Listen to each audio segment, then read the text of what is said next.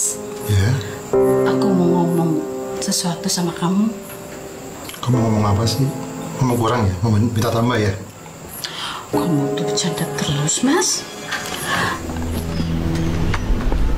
Wih, yang rajin.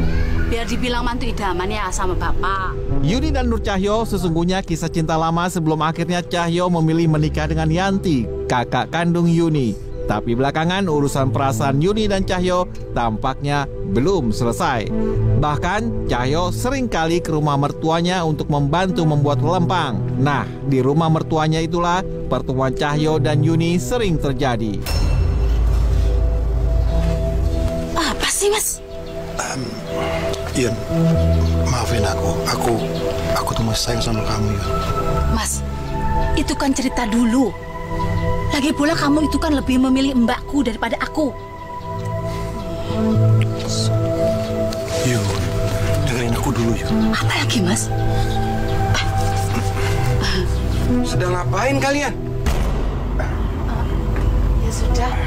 Kalau gitu, aku mau lanjutin masak dulu ya, Pak. Saya juga mau ngelanjutin bikin kendarnya, Pak. Terima kasih, Pak.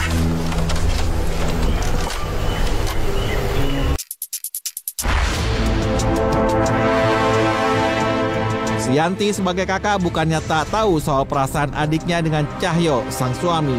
Kakak beradik ini tak jarang membicarakannya. Mas Cahyo mencoba deketin aku lagi. Jangan-jangan kamu yang deketin Mas Cahyo. Bukannya dulu kamu suka sama Mas Cahyo. Loh, Mbak kok ngomongnya kayak gitu sih? Mbak, kalau aku ada niatan deketin Mas Cahyo, buat apa aku tuh ngomong sama Mbak? Panas. Apa bener ya? Mas Cahyo seperti itu.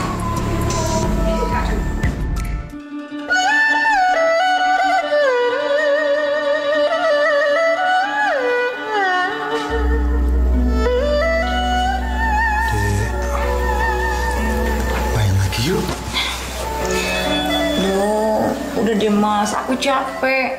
Mana besok pagi-pagi harus ke pasar, anterin Peye. Ayolah, Dek, sebentar aja kok.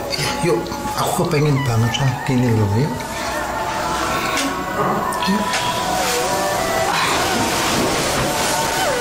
Oh ya Mas, tadi Yuni kesini. Katanya kamu godain dia ya? Bener toh? Enggak kok. Dia mungkin kegeeran aja, Dek. Aku kesana kan cuman bantuin bikin kendara aja. Yakin toh Mas? Oh iya, yakin. Yaudah, aku tak ngopi dulu di luar ya. Aku pengen ngopi, Dek. Sementara itu di atas ranjang, Yanti membawa persoalan kedekatan Yuni dengan suaminya. Lalu Cahyo bereaksi bagai angin lalu. Dia gugup kayak gitu ya? Sudahlah, nggak usah dipikirin. Capek.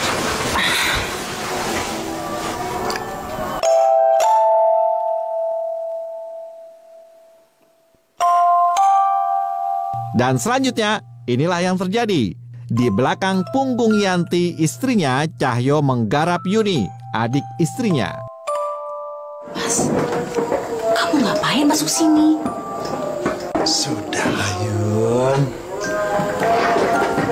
Aku tahu kok, kalau kamu tuh juga sebenarnya masih punya perasaan sama aku. Iya, tapi kan enggak kayak gini, Mas. Sudahlah, lagian kan rumahmu juga lagi sepi. Aku takut, Mas.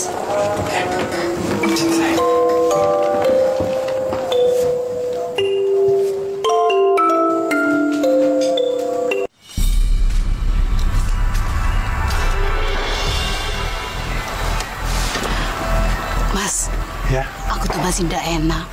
Kita itu sering melakukan hubungan yang seharusnya kita tidak lakukan, Mas. Lebih baik kita akhiri saja hubungan kita ini, Mas. Kamu kok begitu sih ngomongnya? Aku tuh sayang loh sama kamu. Iya, tapi kan kamu itu masih suami mbakku, Mas. Oh, Pantesan kamu tuh betah banget lama-lama bikin adonan gendar di sini. Di rumah mana mau kamu bantu aku bikin peyek? Dek, kamu jangan marah-marah kayak gitu. Dek, nggak enak sama tetangga. Nggak enak, biar semua orang tuh tahu.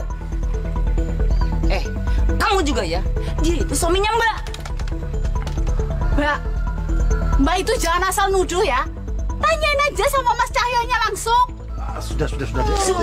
Sudah. Lakukan kamu itu loh. Pulang.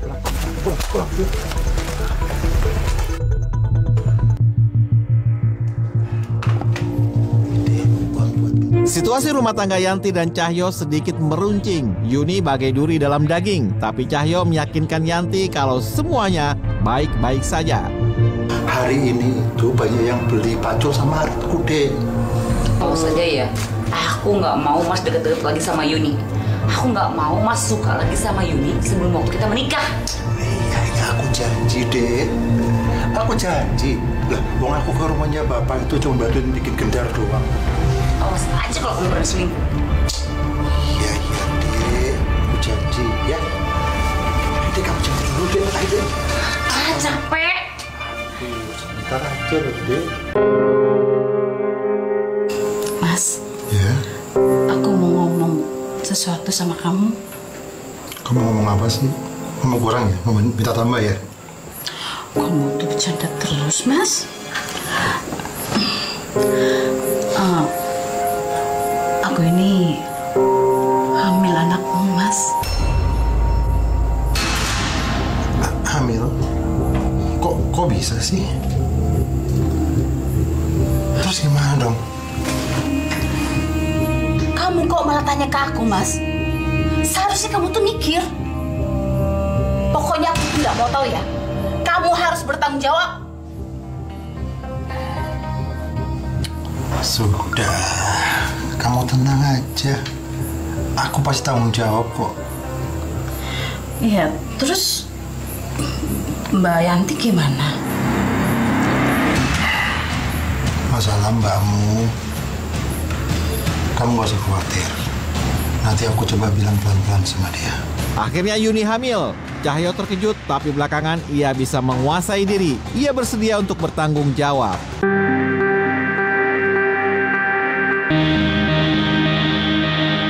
Duh, gimana ini? Perutku sudah membesar. Nyatanya kehamilan Yuni tak bisa disembunyikan. Yang akan terjadi bahwa kehamilan Yuni akan menggemparkan keluarga juga warga. Dok, Ya, Pak. sekarang kok Mas Cahyo jarang datang bantu Bapak bikin gendar? Apa dia sakit? Aku nggak tahu, Pak. Oh ya, Bapak mau Yuni buatkan kopi? Yuni buatkan ya, Pak ya? Dok, tunggu sebentar. Loh, perut kamu kenapa itu, Dok? Ini semua perbuatan siapa, Dok?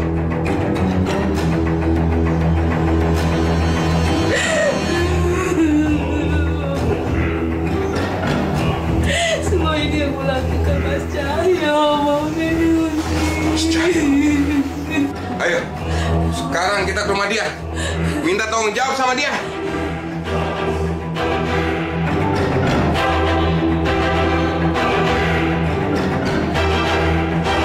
Cahyo! Cahyo! Keluar kamu! Prapto, mertua Cahyo yang juga ayah kandung Yuni dan Yanti murka. Ia hendak buat perhitungan dengan Cahyo. Ini, lihat dok. Ini perbuatan suami kamu ini. Mas Cahyo! Cahyo, mikir apa kamu? Pokoknya saya nggak mau tahu. Saya akan laporkan ke Pak Babin.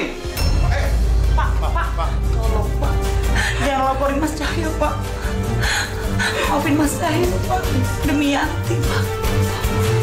Tapi dia harus bertanggung jawab Pak.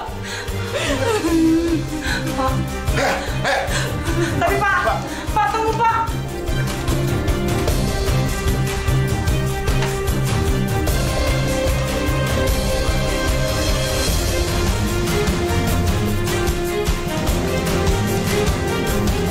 Oh kan, apa aku bilang? Orang macam dia mana bisa nahan nafsunya? Pak Kades, Saya minta tolong jangan laporkan suami saya ke kantor polisi, Pak. Suami saya itu tulang punggung, Pak. Tolong, Pak. Ibu, jangan seperti ini, Bu. Suami ibu itu telah melakukan kesalahan. Maafkan saya, Pak. Saya akan bertanggung jawab. Saya akan membesarkan anak itu nantinya, Pak. Akhirnya kasus Cahyo dan Yuni diselesaikan secara kekeluargaan. Alasannya Cahyo mau bertanggung jawab. Pihak keluarga mengurungkan niat untuk menyeret Cahyo ke proses hukum. Mbak minta tolong ya. Maafin Mas Moyun. Mbak nggak tahu kalau suami Mbak ini masuk penjara ya. Mbak nggak bisa ngapa-ngapain. Tolong. Ya sudah, kalau begitu, saya juga kasihan sama Yanti, Pak Kades. Pokoknya, saya minta Cahyo membiayai anaknya nanti. Berarti sudah kesepakatan bersama ya, Bapak-bapak dan Ibu. Mas Cahyo sudah mau bertanggung jawab. Dan Mbak Yuni nanti didampingi sama petugas PPA Bantul bersama saya. Ya.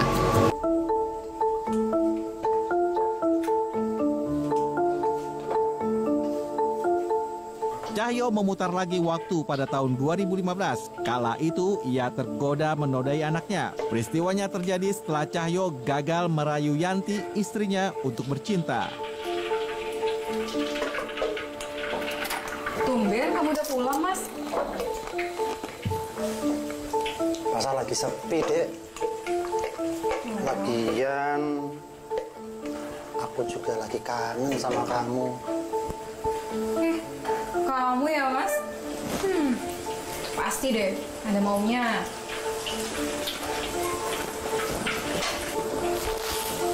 Dek, main yuk.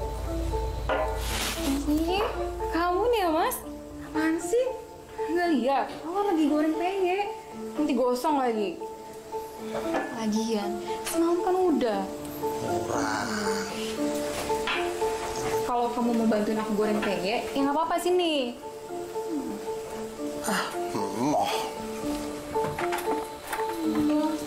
Ya udah, jadi kamu pergi sana. Gangguin aku terus.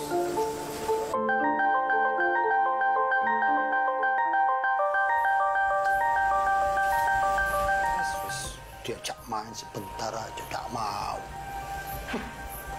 Selin.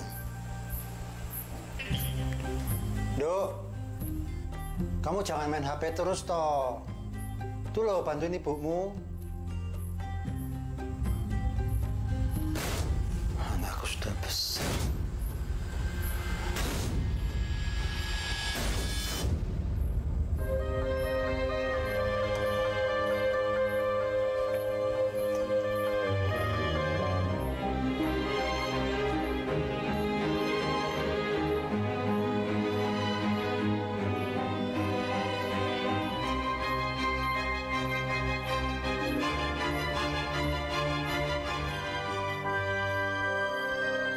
Sudah besar ya sekarang, Dok.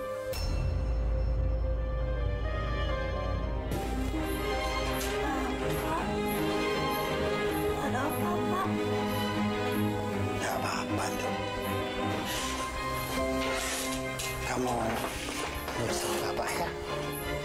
Kalau kamu nggak nurut, nanti Bapak nggak berikan jajan. Bapak.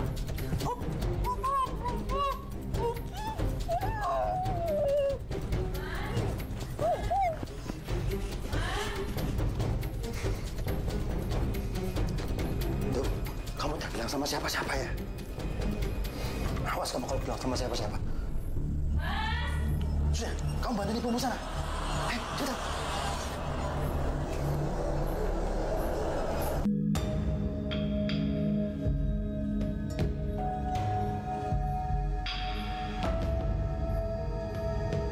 Langkah Cahyo kian berani, ia ketagihan.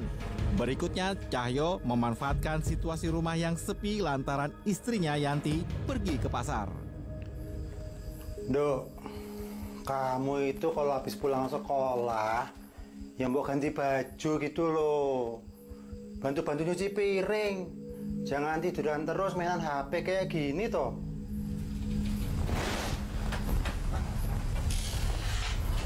Bapak? Iya Pak, nanti Fatin ganti baju, cuci piring. Sebentar dulu, Dok.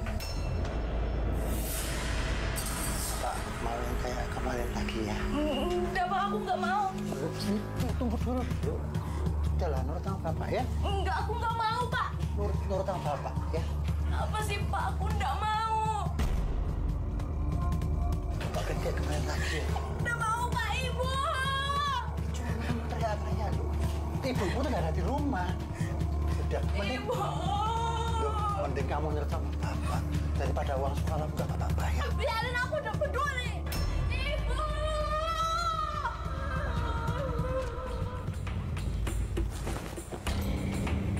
Belakangan, Fatin yang mulai dewasa berani memberi perlawanan pada Cahyo. Fatin sadar betul perilaku sang ayah sudah tak bisa lagi didiamkan. Hai Fatin, kok kamu belum pulang sih? Tin, kamu kenapa? Kok diam? Aku nggak apa-apa kok, Lus. Beneran nggak apa-apa? Iya, nggak apa-apa. Fatin, kalau kamu ada masalah, cerita ke aku ya. Atau kalau enggak, kamu bisa cerita ke guru BK kita, ya? Ya udah, kalau gitu aku pulang duluan ya. Dah.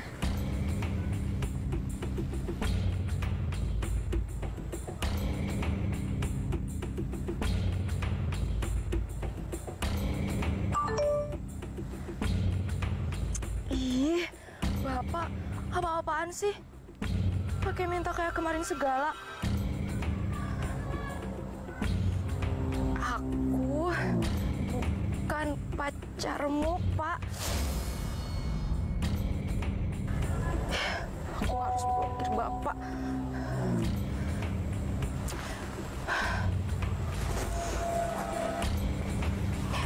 Apa aku bilang sama ibu aja ya?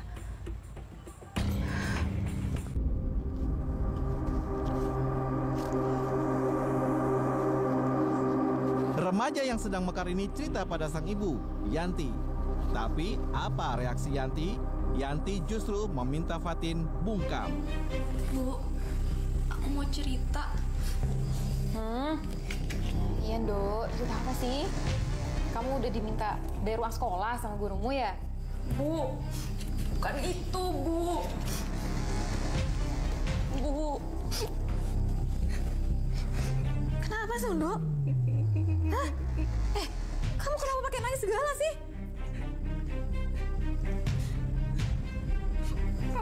Bapak udah gituin aku, Bu.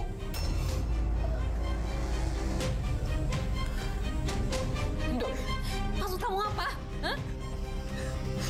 Bapak udah cabulin aku, Bu.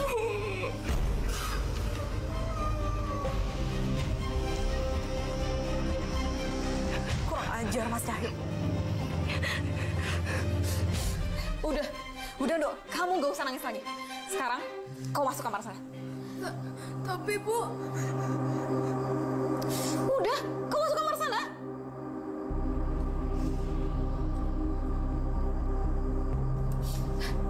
Dan kamu ingat ya, awas kamu. Kamu jangan bilang siapa-siapa tentang kejadian ini. Ingat kamu ya. Sana masuk kamar.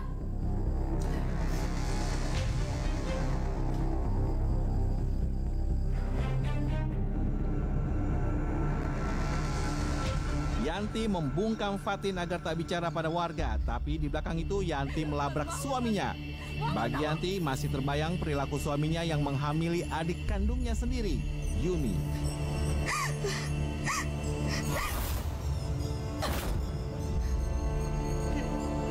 Gimana apa tuh, Dek?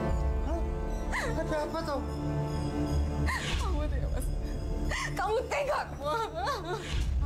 Kamu tega, Mas.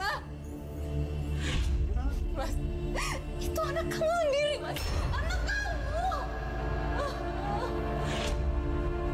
Dek, kamu tahu dari siapa, Dek? Kamu gak usah ngelak, Mas. Fatin sendiri yang cerita sama aku. Kamu tega. tega kamu. Tega. Maafin aku, Dek. Janji aku udah akan ngulangi lagi. Aku nyesel, Dek. Maafin aku. Maafin.